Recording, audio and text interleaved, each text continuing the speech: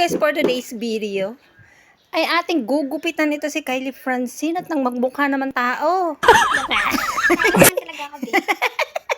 Ayan, ginupit ako siya ng bangs guys kasi sobrang haba na ng bangs niya. At ayaw pa magpabangs at gawa ng baka doon siya magmukhang Dora.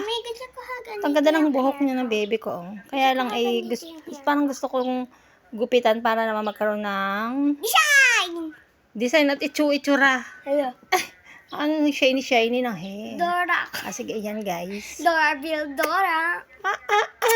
Ayan. Mini Michelle. Dali, gugupitan na kita. Dali, tumalikod ka na at susuklayan kita. Dali.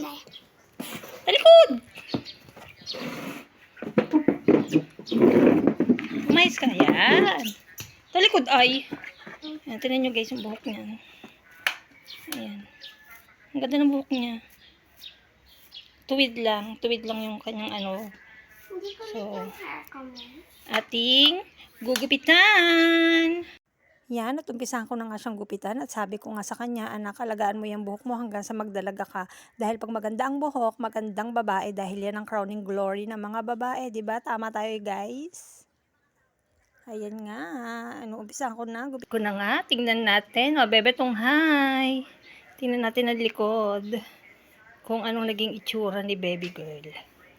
Gumanda ba o lalo sumama? Kabila. Nasaan na? Aray ko. Ayan. Tuwid lang. May nagbago ba? Ba't parang walang nagupit? Para lang siyang nagkaroon lang yung gilid niya ng konting pa-V shape. Yun. May AC nga sa tabi. Wow. Ayun lang naman guys ang nabago. Ito. Wow. May AC sa side. Sana all tuwid ang buhok. Sana all hindi clot.